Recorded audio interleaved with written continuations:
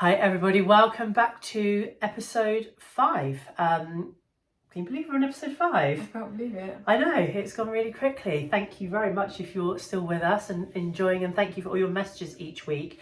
How was your weekend, Chloe? I didn't see you this weekend. I didn't see you at all. I actually met up with a friend from college, and I haven't seen her for about 5 years. Oh, so is it 5 years you've not seen? I think we worked out it's about 4 or 5 years since I've seen her. I knew you'd not seen her for a while, but I didn't realise it was 5 years. Yeah, Luke was tiny.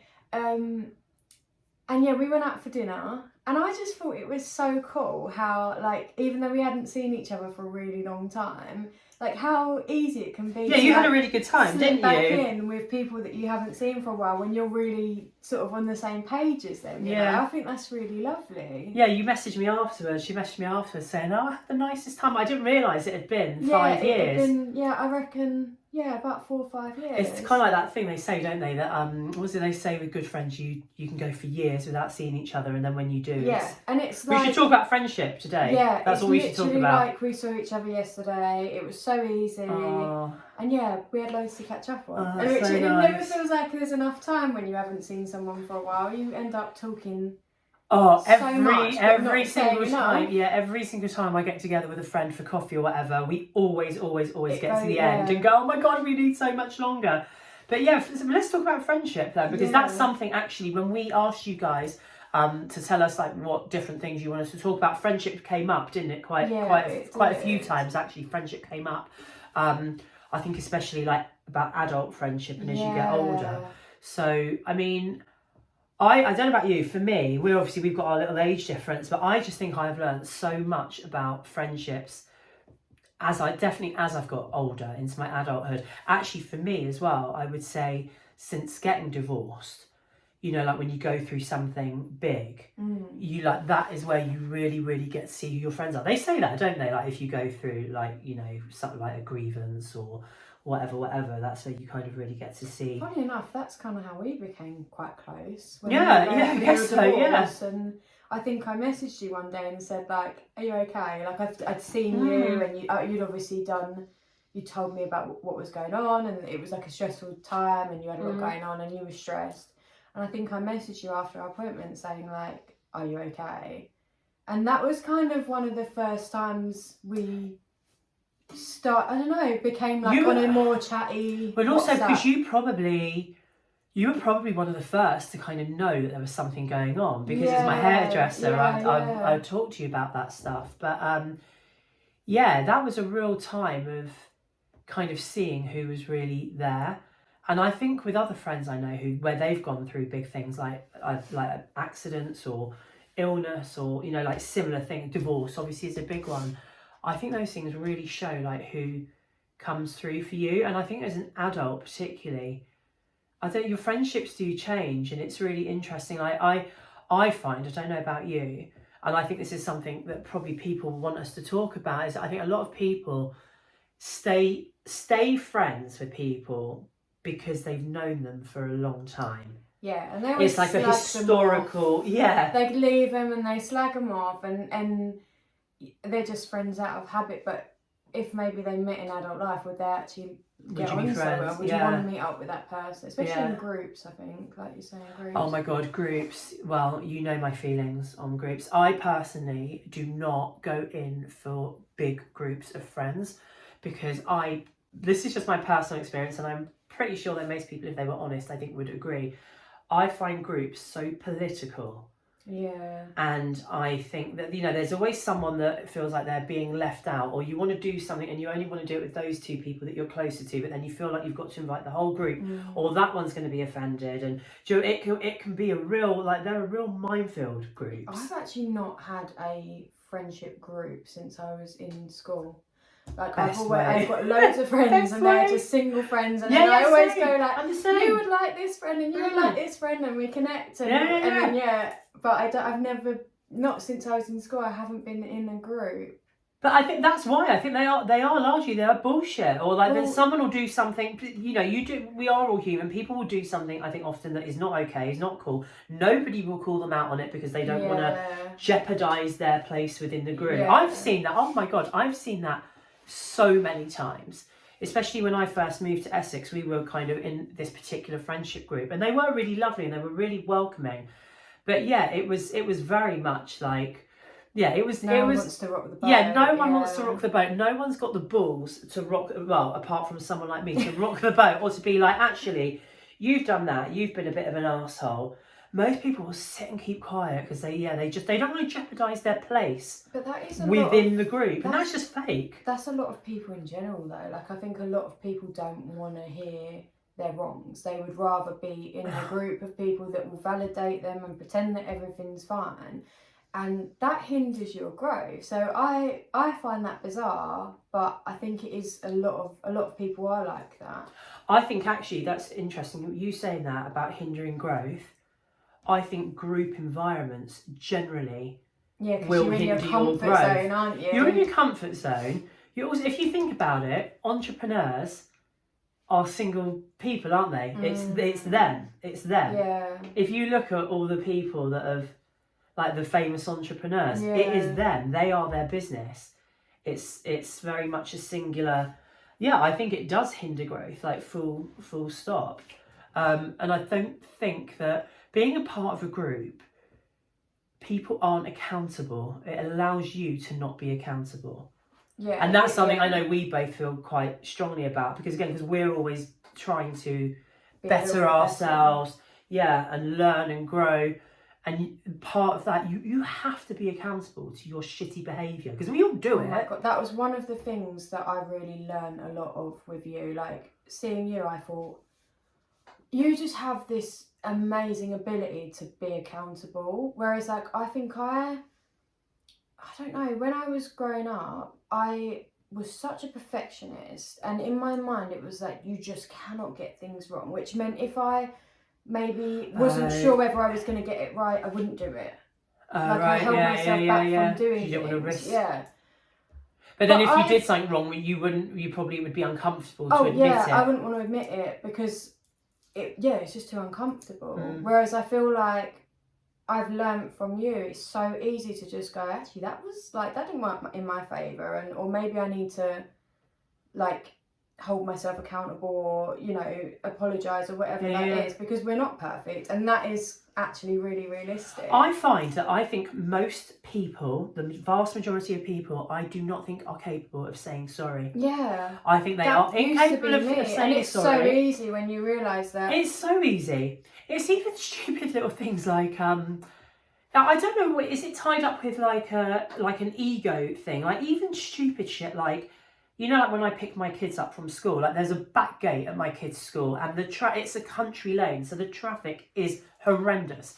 So there was like literally a full-on brawl nearly broke out, like not that long ago. Do you remember me telling you about this? All because cars were getting jammed, and all it needed was 3 cars that had tried to get through when they shouldn't have done. Yeah. They just needed to back up, because the cars coming the other way, there was about 30. And I got out and I said to the very last guy, you need to move back. There's 3 of you, there's about 30 going that way. They would not have it. And I was like, what is this? Everyone loses if you don't What move is back. this? Yeah. We're all going to sit here for like hours until basically the police turn up. Yeah. And I found that from a kind of psychological, I thought I was going to struggle to get the word out then, psychologically, whatever. I found that really fascinating. Yeah. It was like it was for him, like a personal failure for him to be able to just go, yeah, I get your point. I fucked up. Like, shouldn't have gone through. Up. Let's all move. Yeah. We need to move. Just people fucking like move. that. People cannot admit doing wrong. They cannot say sorry. And I am really good at that, aren't I? Really good. But when you do it, I just think, like, you've got to let your ego go, because we all do things that are wrong. It's so much easier to sort something out and fix something if you just say, yeah, you know what, I fucked up with that. I'm really sorry, and I'm sorry I offended you with that. But most people cannot do it. They really can't. We all kind of have those moments, and they might even be small moments. It might be, I don't know, you're late to pick your child up from school and you feel really embarrassed and you're a bit flustered, or whatever, you're 10 minutes late and you're still at the bit where you wait to pick them up. and it could just be saying, I'm so sorry I'm late. Like, that is so little, but a lot of people find that too embarrassing. Yeah, and really I would have run off before, like, oh God, and then I would have thought about it. Whereas if I say sorry I'm late, who cares? It's just being polite. Yeah, it just doesn't matter. It just doesn't matter. Yeah. Yeah, it is a really funny one. But yeah, I don't like groups for that reason. I think groups, like I said, I think they're very political. I think there's a lot of bullshit that goes down with a group as well. I don't care what anyone says. I think you've always got a hierarchy. You've always got the people. I hate that. Because again, and if you look at recent events in the world, you know, like sort of sheep mentality, pack mentality, we've seen it. Like, as humans, we are wired, it would appear, to kind of feed off of what other people do. And that's one of the reasons why I do not like groups. You always have this group that I'm talking about. There was one particular couple. I used to say to my ex, I think they think they're the Beckhams of Essex, because they literally, do you remember, I don't know if you're too young for this, when they got married, the Beckhams, and they sat on thrones? Yeah. And I used to say to Mark, I think that's his couple at home. Documentary. Yeah, like, so, yeah. But, and it was very like that. And it was like, there was the couple that they thought they were at the top of the tree. Yeah. And then everyone else fit in. And I was like, no, fuck that. See, fuck that. I'm not getting involved with this shit. People like that, because, I don't know. I think I would just sit there and go, all right, you are probably the most insecure out of everyone, and that's why you feel like you need to sit yourself on a throne. Do you know what I mean? Who the hell in their 20s, 30s, 40s needs to feel like they're the boss of the group? Yeah. Like, what is lacking in your life? Exactly. Yeah. What is lacking in your life if you need to be the top dogs within your friendship groups and Yeah. have, like, your friends almost kind of like bowing down to you? That's not friends, that's fans. Yeah, I find that really weird. And I don't want any part of that. No. So yeah, I think we are quite similar in that way. We do have sort of individual friends, but because all of our friends They're all aligned are with really us. cool, and we're all very aligned. We could bring them all together and everyone would get on. Yeah. Like, my birthday last year Amazing. was so nice. And like I say, like, some of my friends know each other, like, we've been on nights out here and there and stuff. But even though I brought in, like, quite a few different little either 2s or 3s or even 1s random people, everyone got on, everyone had a nice night, and I loved really that. It was so lovely. Because again, we talk about this a lot. Like, we have never had an argument, have we? Never. Which is probably so weird. That way. But I don't think until because we are so aligned, like, on everything. I think that's why we haven't, and I don't think we ever will. That's not to say we're going to always agree. I think we're both really respectful people as well, respectful of each of other. other people. So because of that, like, we physically, I don't think we could argue, because if there was anything that I did to piss you off or you did to piss me off, we would be able to deal with that like adults, and I think a lot of people can't. Also, we know each other so well. Like, we were saying the other day, weren't we? Like, if I were to text you and you didn't reply, that's just you've missed it, because I know you, because I know what you're like. You would be like, I'm not really, she's being funny. You'd be like, fucking scatty bitch. A lot of friendships are very like that. They are filled with, I suppose you'd say, almost like anxiety and uncertainty. From us, doesn't it? Like, if I'm insecure in myself and then you forget to text me back and I sit there going, stressing. Oh my God, she doesn't like me anymore. Yeah. That's a me problem. That's not.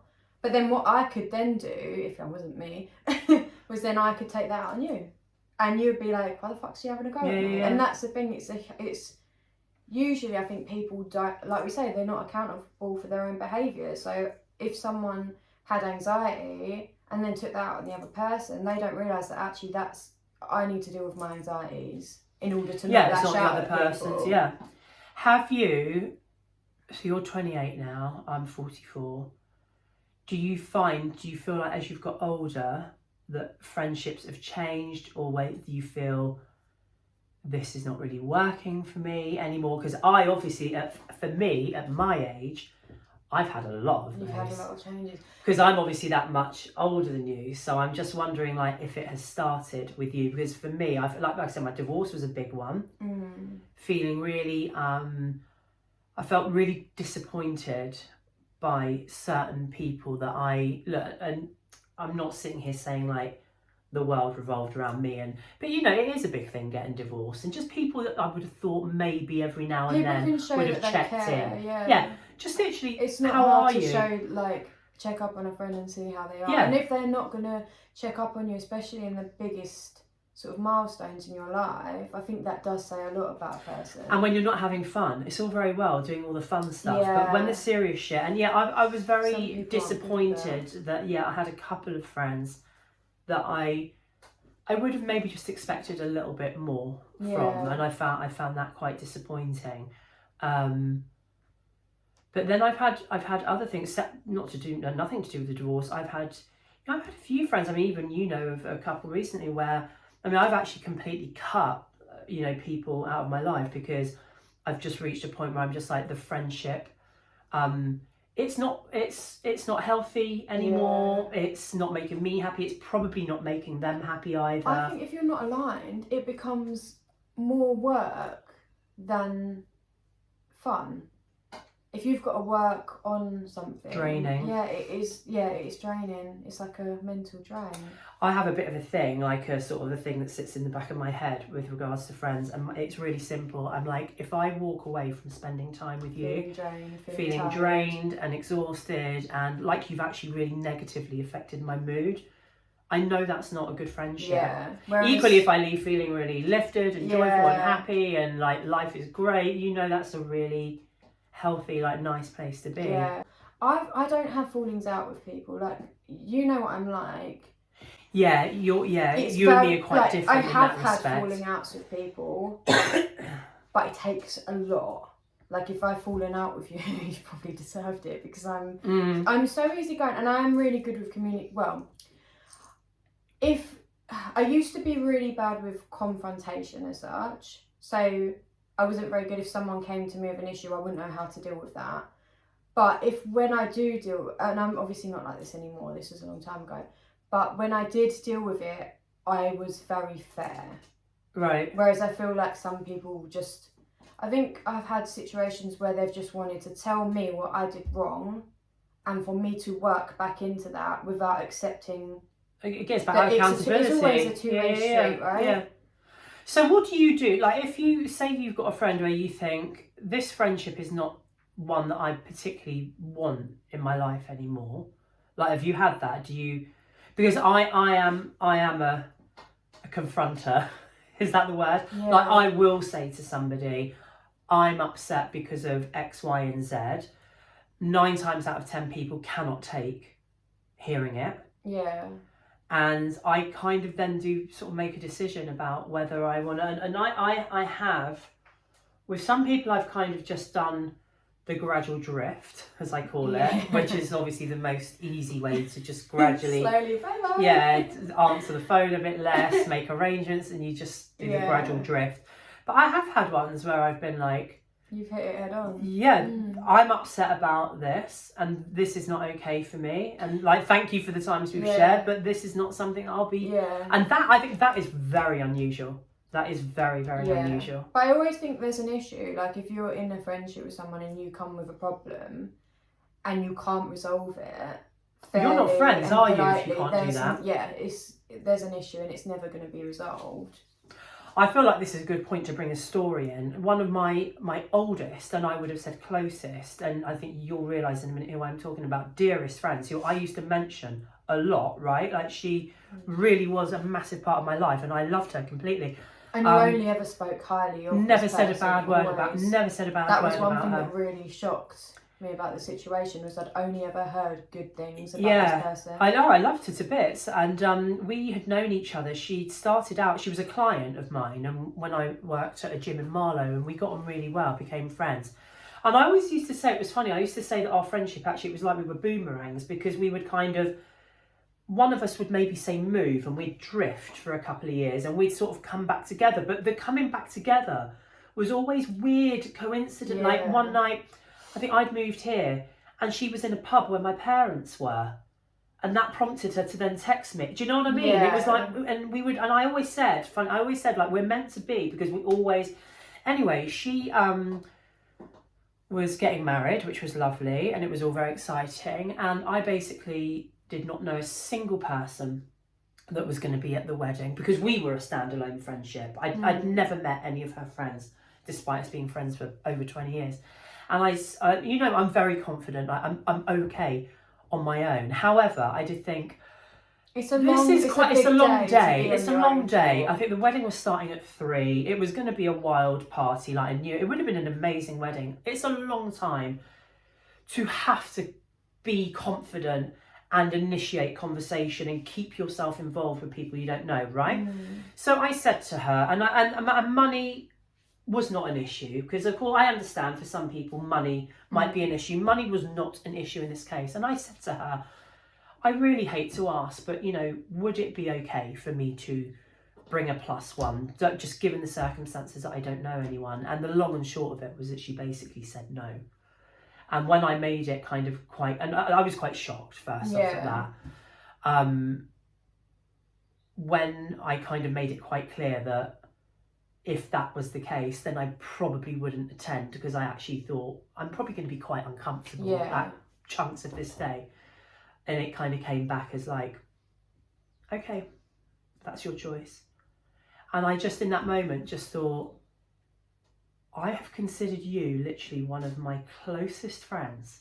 Yeah, it's not that much especially in the moment. I think the circumstances of the wedding. It wasn't, and I know it wasn't a lot to ask. It would have been an extra chair, wouldn't it? Yeah, their wedding was at home. Yeah. It wasn't like it was at the Ritz, £500 Yeah, a head. if they'd completely maxed out their booking or whatever, then there's. I'm not a bastard. If it was a super expensive hotel, I probably wouldn't have asked. Yeah.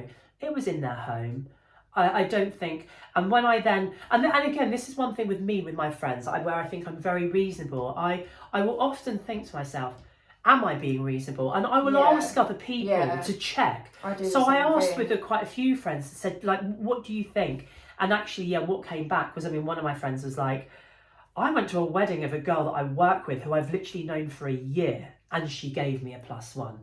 Do you know what I mean? And I was like, oh, perspective here. Really, she's a work colleague. Funnily enough, we went to a bar mitzvah. I was your +1. Yeah. And then my lovely friend Jem. And that was, you didn't ask for me. No, exactly that. But she thought about you. And that's the kind of point of it. She thought, is Rochelle going to be comfortable? I'm going to give her a +1. But not only did she give me a +1, Chloe, I knew loads of the people. Yeah. She was still that thoughtful. And it was a big, lavish, expensive do, and there was a limit on the amount of guests. Yeah, there was. And that just adds a bit of perspective. And I think that was it for me. It really showed. I was like, on the one hand, you've got this person that I've been friends with for over 20 years, who it's one more body basically at their house, and who was what did it for me was that realisation that it's kind of like, no, that's the way it is. And actually, if you don't want to come, I'm okay with not having you at my wedding. Yeah, and that really for me was so hurtful. And then versus my lovely Gemma, who's one of my best friends, who I've known for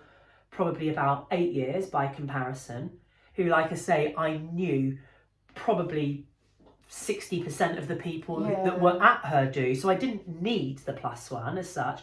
But again, she was kind of just thoughtful enough, considerate enough to be like, it's just a little bit nicer when you've got someone there with you. And I just, for me, that was too.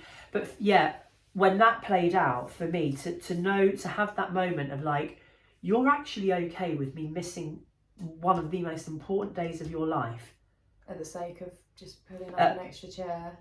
You've shown me. Plate of food. You've basically told me how unimportant I am to you and how low down I am on your list of priorities. And for me, and again, I think for a lot of people, and I think this is the kind of stuff that maybe people would want to hear, is that I think a lot of people would have put up with that. I think a lot of people still would have gone along. Yeah. And I did have that moment of thinking, do I just go? And I'm at an age in my life. Really uncomfortable doing but I think a lot of people would have still gone, because again, I think people are like, I've been invited, we've been friends a long time, but I have to go. It's her wedding, I have to go. And I don't know, maybe call it selfish, but for me, I think that's the point. I'm at an age now where my friendships, they have to be equal, they have to be reciprocal, we have to be on the same page. Yeah, for sure. And I literally, with that one, for example, I just sat and I thought, do you know what? I do not want to attend that. I do not want to turn up by myself. I do not want to be literally on edge all day of like, who am I sitting next to? Having to introduce myself to. It's fucking hard work. Can I attach myself to this person? Are they going to have had enough of me after talking to me for 10 minutes? And I just thought, I don't want to do it. And do you know what? At the age I'm at now, I'm too old to be doing anything that I don't want to do. I think that, again, I think with friendships, I think that there can be, again, a real ego stroke arrogance thing. I don't think that she probably for a minute expected that I would then turn around and go, you're not letting me bring a guest? Yeah. Okay, lovely. Have a wonderful day. You didn't do that in a malicious way. No, I did it in a lovely way. I sent a really nice... polite about it, like... I literally, I sent a text back, like, I hope you have the most amazing day. Like, I'm sure it's going to be incredible, but, you know, I'm going to really politely... I'm going to really politely do... And she knew what I'd been going through as well on a personal level. She knew I'd gone through some really, like, hard changes around that time, moving house, downsizing, blah, blah, blah, blah, blah. Yeah, so that for me, I think in my adult friendships, that for me has probably been my most significant and quite shocking at the time. However, it's funny, I really believe that if you've got the balls to make a decision to say, you know what, this is not good for me anymore, I'm going to really politely, like I said, kind of back away from it. And I've had a couple of much newer friends that I've sort of done that with recently. They're fabulous girls. We're not just quite in the right place together. And one thing happened that did upset me, so I kind of backed away. But what I find interesting is afterwards, maybe again, it's about trusting yourself. I think a lot of people don't trust themselves to make the right decisions. I've never ever looked back on any of these and gone, shit, I made a mistake there. I really miss them. I haven't with any. I think it's sad. But my life has moved on. And I really believe with friends and relationships that actually when you clear out the kind of what is maybe not so good for you, actually what you're really doing is making way for the really nice ones to come in. And because I feel that's what's happened with me. If after you've kind of finished with a friendship and you don't have that, I really miss them, maybe they weren't bringing as much to you as you kind of once thought. And I think that comes back to what I've said before. I look at a lot of people around me and I do think it's history and time that keeps a lot of people together. Just to add a bit of perspective as well, I went to a party a couple of weeks ago on my own. When I say on my own, obviously I knew two girls. I knew of a few girls who I am in a WhatsApp group with. Right. So I've kind of spoken to them, don't know them. And then obviously you'd not met them before, had you? It was at a house, so I find that's quite a comfortable situation anyway. And I just went for it. I didn't think it was gonna be that bad, and it wasn't. But do you know how many people have said to me, I can't believe you did that. Like, I can't believe you went on your... Like, that's really brave. So doesn't that put into perspective the differences between that small situation and something whole much day bigger. Wedding? Yeah. I think that shows that a lot of people actually wouldn't necessarily, or they might have done it, but they wouldn't have felt comfortable doing it. And I think that's the thing, it's like with this wedding, I think a lot of people would have still gone, but they would have been dreading it. Yeah. They would not have been looking forward to it. And they probably wouldn't have therefore had that great a time. Also, a lot of people, I'm way more confident than the average person to get stuck in with a load of strangers.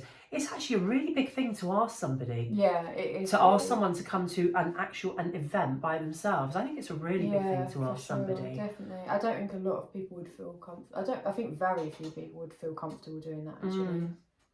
And the people that probably would feel comfortable doing it probably really lack self-awareness. Maybe that's the way to do it. Just go bowling in. That's probably what I would do.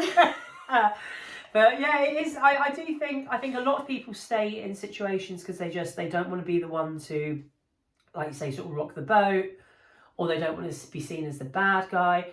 But I personally think, especially as you get older, I think you owe it to yourself actually to say, like, this friendship is no good for me anymore. Yeah. I don't think it's, again, maybe because in life, a lot of things, I think that's seen as a really negative thing. I don't think it is. I think that like if you're like life should be about evolving and changing, right, and growing. You are probably not going to evolve and move in the same way as every single person that you've been friends with. I've definitely had people in my life that, because I've chosen what I would say a higher path, have not felt comfortable with that, and then I've got the "you've changed," and I don't see changing as necessarily a bad it's thing. It's a great thing. If anything, I would see it as a positive thing, as long as you are changing in the way that you want to change and it's benefiting you and where you want to be. But I've had people go, "You've changed, like you're not the same person anymore," and I think that, thank God. Like for me, thank God, like, that lower version of myself, I don't want to be that person, and if that suited you, then that says a lot about that person, doesn't it, more than you? I think don't they say, like, as you kind of elevate your life and sort of gradually, you know, like be better, you do, you will leave people, and that's part of that process. It's definitely uncomfortable, but it's not a bad thing. No, it's not a bad thing. It's not a bad thing at all. I can't bear the friendships that come with massive like expectations, and demands. They're the ones, because I'm like, that's not a friendship. That's the more you're looking for me. You should want to be my friend when I give you nothing. And that's not to say I will give you nothing, but there will be times, you know, you've got to be understand. Like this is why I think we're so good. If one of us is busy, we're busy. We're not sitting there going, "Oh God, she's forgotten about me." Yeah. If one of us is thriving, the other person is always so happy. And I think that's another thing. Like we support each other's like where we're at. Some people aren't happy for other people's successes. Oh my God, I think most people are not happy for other people's successes. Yeah, I think because I think most people are not authentically being who and what they want to be. So it's very hard, especially then if you're watching someone else, who is doing it. I think that's really hard for a lot of people to watch. Absolutely. Expectation. What we said something the other day. Oh yeah, I was talking to Chloe about, again, an old friend of mine from my kind of single days who, she got the hump with me, because she'd called me and she'd left me a voicemail. Yeah, voice notes didn't exist then. WhatsApp didn't exist then. She'd left me a voicemail. And I was personally going through loads of stuff myself at that time. And I called her back like 2 days later. And the bit that really got her was I then got her voicemail. And I said something like, you know, "Oh my God, I'm so sorry that it's taken me this long to call you back. You know, I so went to do it." So you've actually held yourself accountable. Yeah, I went to do it and I got distracted. I don't think there's much more you can do about that. That for her was not good enough. And she was fuming with me because it had taken me 2 days to call her back. See, that's unrealistic. And I, at the time, had like really, you know, some kind of quite serious health stuff being investigated and checked out. Like my mind was all over the place. And she knew that. And she went, no. But and again, for me, so that was a very easy, I'm going to wish you well and I'm going to love you from a distance, but this is done. It's not going to work. This is done for me. Yeah. And I wish actually, I look at some people and I wish they would be more like me with this stuff, because I know that they're, you know, I see people. It doesn't make them happy. Like if they're kind of like, again, we're coming back to this, like she's obviously sitting at home wondering why you've not messaged her, and that's made her it's made her unhappy or anxious or whatever. That's not making her happy. If you're living your life sitting there needing... I don't think she was even sitting at home waiting for me to call back. I think she would have been getting on actually with her what was a very full life. I think it was actually the action of me then actually, you know, acknowledging and saying to her, "I'm really sorry it's taken me so long to come back to you," that was then enough for her to just be like, "That's not good enough. If you were a real friend, that wouldn't have happened." Do you know what I mean? Just like overly demanding, I guess. Yeah, overly but there's got to be a demanding. Reason for that. There's got to be a reason why she was pissed off that you didn't message her back or call her back. I just think she's a princess and just thought that the world, you know, everyone should run to her when, you know, when it suited her. Like with you and I know we obviously talk a lot every day, but we do have the odd day where, I don't know, say you're really busy with work or whatever, where we don't so much. And I would never ever be like, "Oh, I haven't heard so much from Chloe." I'd message you being like, "You did?" It's like, "Yeah." You're alright, mate. Well, Well, you have done that it, before. Yeah. Are you still alive? I'd be like, Where are you, bitch? But it's always... Or you'll message me and then she'll like message me again and she'll be like, I am just going to keep messaging you. I'm just going to keep, even though you're obviously busy. If I see stuff that you like, that I don't know, that I need to send you, and I'm like, because you know you're going to forget. If I don't send it now, I'll forget. Yeah. I'll absolutely keep messaging. She'll be like, I'm going to keep sending you stuff. I will literally send you like 20 messages, but I'm not sitting there like going, where the fuck are you? No, like, and in fairness, message me back. I'm like, I know you're busy. Yeah, you do. I was going to say that. And don't feel like you need to like read these or watch these or listen to these anytime soon. But that's the difference. Yeah, that's the difference. That's the way you just go, I'm going to keep going. Because if you don't, if she doesn't do it, then, or I literally will be like, I actually feel like I'm stalking you. Yeah, you said that. But you need to see this. No, but that's the point. You'll always be like, by the way, don't feel like you have to listen to all of these now, or don't feel like you have to respond to every single one of these. But whereas again, someone else would be like, where is she? I need Why your is she attention. I need your attention. Like, that's not a friendship to me. Yeah. And I see people as well where I look and I think, this feels very one-sided to me, this friendship. And again, that for me is an absolute no-no. There will be times where it might be. Like, even like you've come in today, I've got a lot of going on at the moment, just bullshit admin stuff, and Chloe's come in this morning and I'm like, my overwhelm levels today are like, they're bad, aren't they? She's like, it's fine, I can do this, I can do that. Like, that's being a friend. Yeah, for sure. Not being like, I need you to do this and I need you to do that for me, and when are we going to get that done? Like, you can see, I'm like drowning a little bit at the moment. But I don't think a lot of people do that. No. Because I think a lot of friendships, I think probably, again, if we're honest, if they're honest, are not that. I think they're not balanced. They're not equal. I think there's often an unequal amount of give and take. I think that's what I mean. That's going to build up resentment, isn't it? So someone needs something from the other person, and whatever that may be, and then the other person is probably giving and giving and giving. I'm not saying it's always just give take, like I'm sure there's give take in different, but I think oftentimes it's not equal. Or, you know, if your communication styles are different, like if for instance one of us was that way inclined where we were like, you need to message me back now, it's going to rub the other one up because we know that's we think that's unreasonable. Yeah, so it's not reasonable. But I will say, I don't know if you've started to find this yet because you are that much younger than me, but I do think that actually one of the lovely things with getting older is that in sort of your each year, I think you do have the potential to make really, really lovely friends. Because I think the people you're friends with, say maybe because you were at school together or your mums were best friends, or what I see a lot of is in my community is, you know, because we're Jewish and, you know, my mum's best mate was your, you know, uncle's brother's dad's dog kind of thing. Yeah. There's a lot of that. I think that when you're an adult, you make the friendships that really are like your genuine friendships. Or, you know, say like the friends that you might meet because you met them at a baby group, and it's like, I know that I would not be friends with you in another life. Like, I've ended up friends with you. Different types of friends there are different types of friends. Like, I think sometimes you might have like friends that are good for certain scenarios. Yeah, definitely. So like I've got a whole group of dog walking friends, for instance. Like, they're not going to probably like your best closest friends, but they're lovely. You have a lovely time. I've got like separate people that I meet up for dog walks, and I don't know them very well, but you know, it serves that purpose, and it's equal on both sides.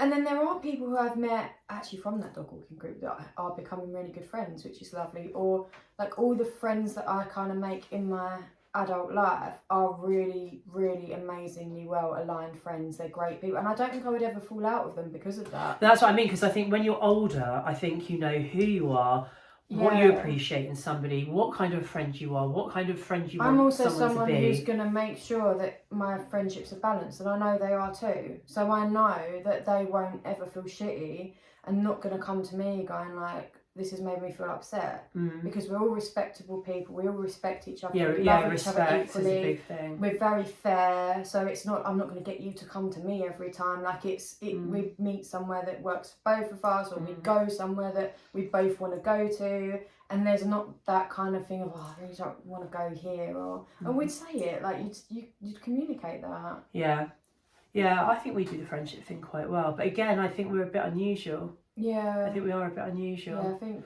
I've made, I would say in the last few years, I've really cemented like the most amazing friendships. Same. Yeah. Such cool people. But do you think that's because that's got to be because of where we are in our lives and yeah. where and the fact you're we've been attracting going, people yeah, that are like that. Yeah. Definitely. Like if I think of my kind of the people that I would class as my closest friends now, even just thinking about them makes me smile. Yeah. Like how you just did. Yeah. And also, but how cool is that? Whereas a lot of people, they will think about someone that's supposed to be their friend, I and love they will her, literally, but and she's they'll a be massive like, cunt. yeah. Or like this really pisses me off about her. All Like the I actually time. can't. I'm like fucking love that person so much. Yeah. But equally, I know for a fact that if like each one of these friends, they would be that by my side if I had fuck all. If I was in a really shitty place, I know that they We have would got be fuck there. all. We have pretty much got fuck all. Alright. Ourselves is about all we've got. Alright, well they stick with me when I have fuck all. Yeah. But also, like, you know, they'd be at the top with you as well. Yeah, I hope so. I think we're the sort of friends that, yeah, that whole thing of like who's cheering for you. Yeah. But I like would cheer the loudest for anybody. I'm Even people I don't know well. Like, yeah, and I'm that friend as people well. I just meet, I'm like, oh my god, I'm so proud of you. Yeah, Like, because you're not for doing that. Because you're a nice person and you're happy with yourself. You're not in competition with everybody. That's what that comes down to. Yeah. I'm that friend as well, and I think this is a sign of a really good friend. If someone pisses you off or upsets you, I'm going to go for that person. Bigger and harder than you will do yourself. Like, that's a friend. Hell yeah. Do you know what I cannot bear? I've had this as well over the last few years. When someone has done something shitty to you and a mutual friend will go, oh, I don't want to get involved, you know, because like they didn't do it to me. They've never done anything to me. I'm sorry. Fair's fair. No. Like, at the end of the day, like, I very much stand in a position, like, if you were wrong, like, I'd never berate you for it, but I would, like, I would, Yeah, you'd say. I'd give you my advice. Yeah, you would. I'd maybe say.